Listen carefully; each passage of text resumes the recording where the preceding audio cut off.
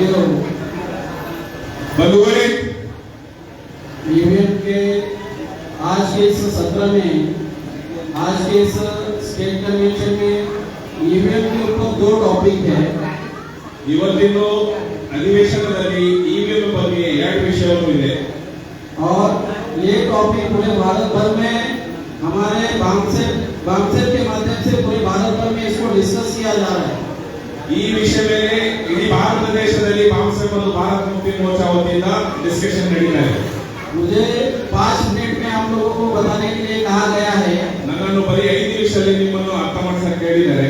तो ये जो ईवीएम के माध्यम से जो षड्यंत्र हो रहा है इलेक्ट्रॉनिक वोटिंग मशीन के द्वारा, जो ईवीएम ಇಂದ ಏನು ಹಗರಣ ಆಗ್ತಾ ಇದೆ ಅದರ ಬಗ್ಗೆ ನಾವು ಈ ವಿಷಯದಲ್ಲಿ ಮಾತಾಡೋಣ। मैं शॉर्ट में ही संक्षिप्त में ही कुछ बातें आपको बताना चाहूंगा जो कि बहुत भयानक बातें हैं। ತುಂಬಾ ಗಂಭೀರವಾಗಿ ವಿಷಯ ಇದೆ ಇವಿಎಂ ಹಗರಣ ಬಗ್ಗೆ। ಅದೇ ನಾನು ಸಂಕ್ಷಿಪ್ತವಾಗಿ ಬರೀ 5 ನಿಮಿಷದಲ್ಲಿ ನಿಮ್ಮ ಹತ್ರ ಮಾತನ್ನು ಇಡ್ತೇನೆ।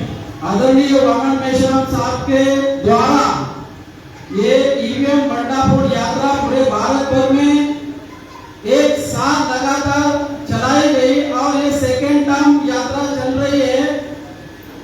ಇಡೀ ಭಾರತ ದೇಶದಲ್ಲಿ ವಾಮನ ಮೇಶ್ರಾಮ್ ಅವರ ನೇತೃತ್ವದಲ್ಲಿ ಕಾಶ್ಮೀರದಿಂದ ಕನ್ಯಾಕುಮಾರಿ 1 ವರ್ಷ ಕಂಟಿನ್ಯೂ ಇವಿಎಂ ಹಗರಣ ಬಯಲು ಮಾಡಲಿ ಅಂತ ಈ ಯಾತ್ರಾವನ್ನು ನಡೀತಾ ಇದೆ। अभी ये सेकेंड पार्ट यात्रा ये भी एक साल की यात्रा चल रही है। ಮತ್ತೊಂದು ಯಾತ್ರಾ ಕನ್ಯಾಕುಮಾರಿಯಿಂದ ಕಾಶ್ಮೀರ ಇನ್ನೊಂದು 1 ವರ್ಷದ ಯಾತ್ರೆಯನ್ನು ನಡೀತಾ ಇದೆ।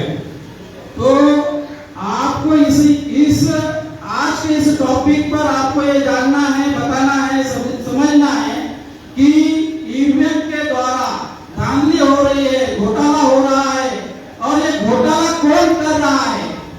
ಇವಿಎಂ ಬಗ್ಗೆ ತುಂಬಾ ಗಂಭೀರವಾಗಿ ಹಗರಣಗಳು ನಡೀತಾ ಇದೆ।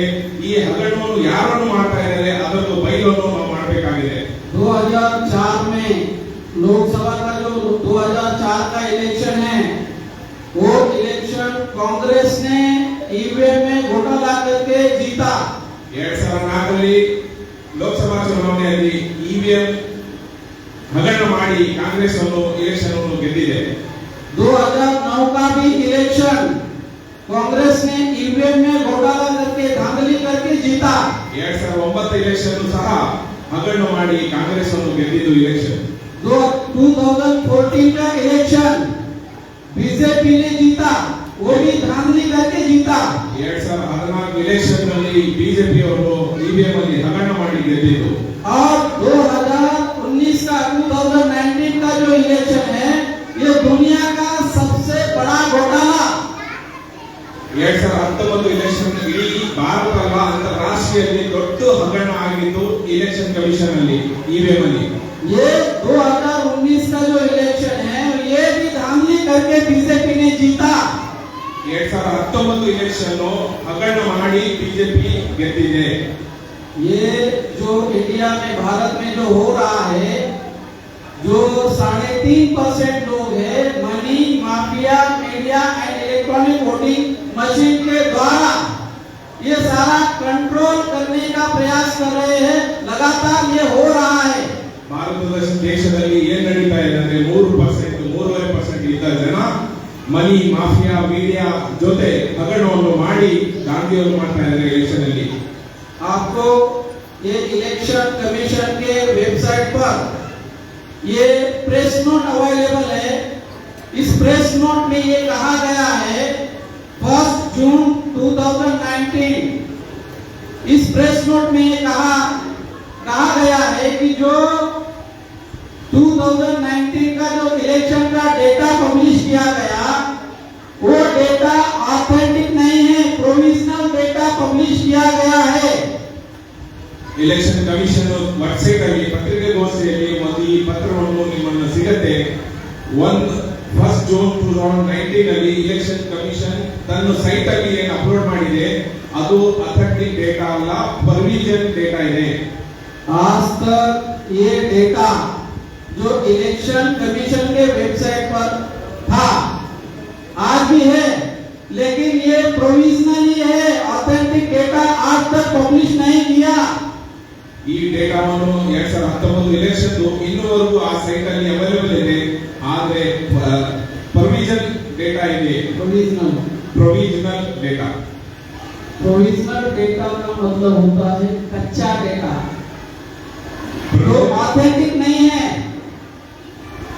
जो ऑथेंटिक नहीं है। अभी इस संदर्भ में सुप्रीम कोर्ट में केस गया हुआ है और इलेक्शन कमीशन के द्वारा यह किया गया, जो वीवीपीएटी स्लिप्स होती है, रिसीप्ट होती है, वीवीपीएटी से जो स्लिप्स निकलती है, रिसीप्ट निकलती है, पर्ची बाहर आती है, आप इलेक्ट्रॉनिक वोटिंग मशीन में जब बटन दबाते हैं तो पर्ची बाहर आती है। वो पर्ची पूरे इंडिया में इलेक्शन कमीशन के द्वारा आज जो टॉपिक रखा गया है, वो पर्चियां सारी की सारी पर्चियां इलेक्शन कमीशन के द्वारा नष्ट कर दी गई है। ಬಂಧುಗಳೇ, ಈ ಡೇಟಾ ವಿರುದ್ಧ ಇಲೆಕ್ಷನ್ ಕಮಿಷನ್ ವಿರುದ್ಧ ಸುಪ್ರೀಂ ಕೋರ್ಟ್ ಅಲ್ಲಿ ಒಂದು ಕೇಸ್ ಹೋಗಿದೆ. ಯಾವ ವಿವಿಪ್ಯಾಟ್ ಅನ್ನು ಅವರು ಸೇವ್ ಮಾಡಬೇಕಿತ್ತು, ಆ ಸೇವ್ ಅನ್ನು ಮಾಡಿಲ್ಲ. ಇಲೆಕ್ಷನ್ ಕಮಿಷನ್ ಆ ಡೇಟಾವನ್ನು ಸುಟ್ಟು ಹಾಕಿದ್ದಾರೆ. तो ये जो पर्चियां डिस्ट्रॉय की गई, नष्ट की गई, ये सबसे बड़ा घोटाला छुपाने के लिए, ये सबसे बड़ा घोटाला दबाने के लिए, धांधली को छुपाने के लिए ये किया गया। ಬಂಧುಗಳೇ, ಈ ಡೇಟಾವನ್ನು ಮುಚ್ಚಿಟ್ಟು ಜನರ ಕಣ್ಣಿಗೆ ಮಣ್ಣು ಹಾಕಿ ಏನು ಹಗರಣವನ್ನು ನಡೀತಾ ಇದೆ, ಈ ಇವಿಎಂ ಬಗ್ಗೆ ಜನರಿಗೆ ಕಣ್ಣಿಗೆ ಬರಬಾರದು ಅಂತ ಹೇಳಿ ಈ ಹಗರಣವನ್ನು ಮಾಡಿದ್ದಾರೆ. इस संदर्भ में सुप्रीम कोर्ट में केस गया हुआ है और सुप्रीम कोर्ट को ये पूछा, सुप्रीम कोर्ट में इलेक्शन कमीशन को ये पूछा कि आपने जो डेटा, जो रिसीट्स लिखा गया है as per election conduct rule 1961 94B, इस रूल के तहत वो डेटा, वो जो रिसीट्स है, पर्चियां है, 1 साल रखने का प्रोविजन है। ಸುಪ್ರೀಂ ಕೋರ್ಟ್ ಅಲ್ಲಿ ಇದರ ವಿರುದ್ಧ ಕೇಸ್ ಹೋದಾಗ ಸುಪ್ರೀಂ ಕೋರ್ಟ್ ಉಚ್ಚ ನ್ಯಾಯಾಲಯವನ್ನು ಇಲೆಕ್ಷನ್ ಕಮಿಷನ್ ಅನ್ನು ಕೇಳಿದ್ರು, ಈ ಚೀಟಿಯನ್ನು ವಿವಿಪ್ಯಾಟ್ ಚೀಟಿಯನ್ನು ನೀವು 1 ವರ್ಷ ಕಾಪಾಡಿ ಇಡಬೇಕಿತ್ತು, ಯಾಕೆ ನೀವು ಕಾಪಾಡಿಟ್ಟಿಲ್ಲ? ಆಸ್ ಪರ್ ಇಲೆಕ್ಷನ್ ರೂಲ್ ಪ್ರಕಾರ ಸಹ ಅವರು ಇಲೆಕ್ಷನ್ ನಡೆಸ್ತಾ ಇಲ್ಲ.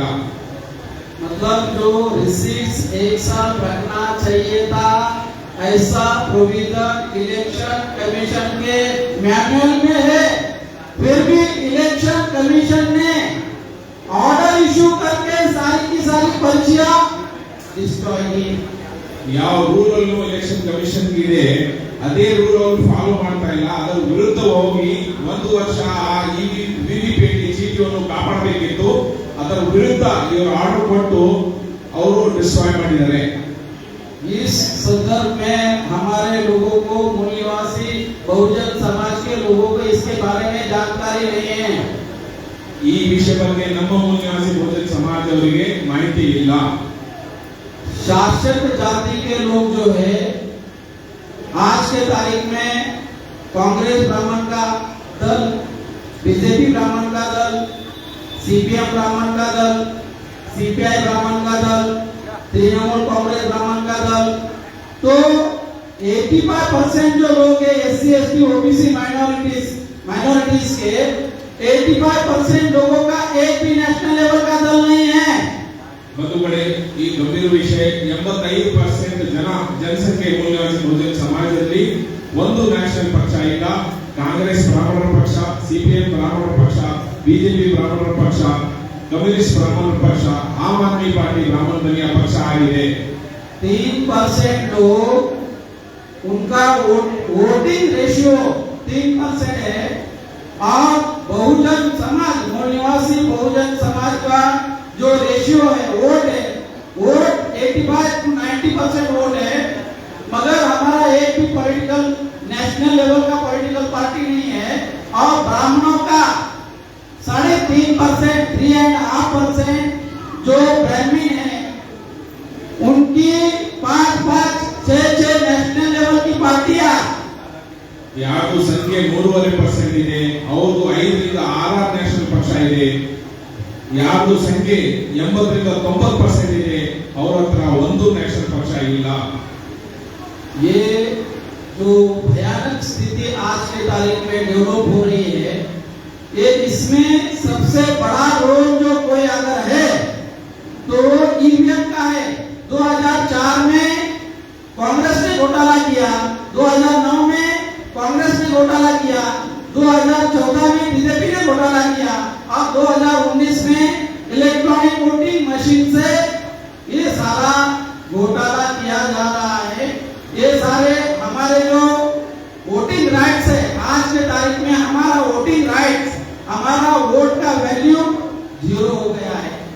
ಬಂಧುಗಳೇ, ಇವತ್ತು ನಮ್ಮ ವೋಟಿನ ವ್ಯಾಲ್ಯೂವನ್ನು ಶೂನ್ಯವನ್ನು ಆಗಿದೆ. ಯಾಕಂದ್ರೆ ಇದೆಲ್ಲ ಹಗರಣವನ್ನು, ಇದೆಲ್ಲ ಮೋಸವನ್ನು ಯಾಕೆ ಅವರು ಮಾಡ್ತಾ ಇದ್ದಾರೆ ಅಂದ್ರೆ ಇವಿಎಂ ಮಷೀನ್ ಇಂದ 2004 ಮತ್ತು 2009, 2014 ಮತ್ತು 2019 ಇವಿಎಂ ಹಗರಣದಿಂದ ಬಂದಿದ್ದು ಈ ಸರ್ಕಾರ.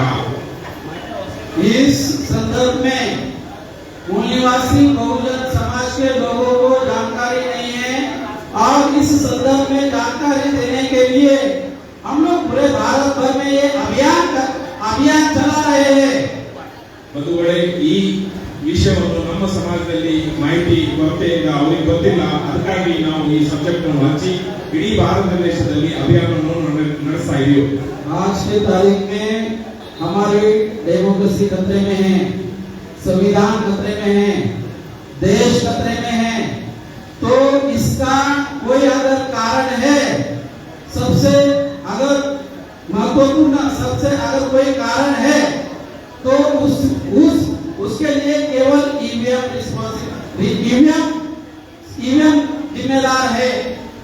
ಇವತ್ತು ದೇಶ, ಇವತ್ತು ಪ್ರಜಾಪ್ರಭುತ್ವ, ಇವತ್ತು ಸಂವಿಧಾನ ನಾವು ಕಾಪಾಡಬೇಕಾದ್ರೆ ಇದರ ಮುಖ್ಯವಾಗಿ ಕಾರಣ ಏನಂದ್ರೆ ಇವಿಎಂ ಇಂದ ಈ ಎಲ್ಲ ನಷ್ಟವನ್ನು ನಮ್ಮನ್ನು ಆಗ್ತಾ ಇದೆ. इसलिए हम बांसेट के माध्यम से जो पूरे भारत भर में जागृति का, जन जागृति का अभियान चला रहे हैं।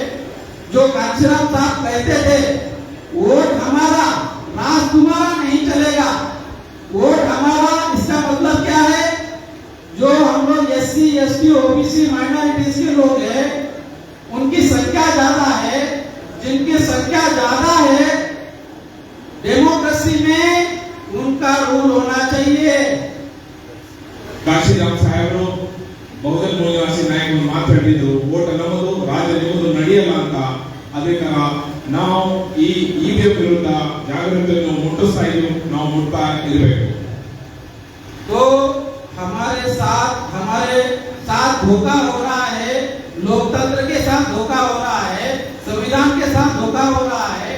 इसलिए हमें एससी, एसटी, ओबीसी, माइनॉरिटीज के लोगों को एक साझा मंच, एक राष्ट्रव्यापी आंदोलन निर्माण करना होगा और राष्ट्रव्यापी शक्ति के साथ हमें हमारे लोगों का साथ, समर्थन, सहयोग की अपेक्षा है। इतनी ही बात मैं यहाँ पर करना चाहूंगा। धन्यवाद।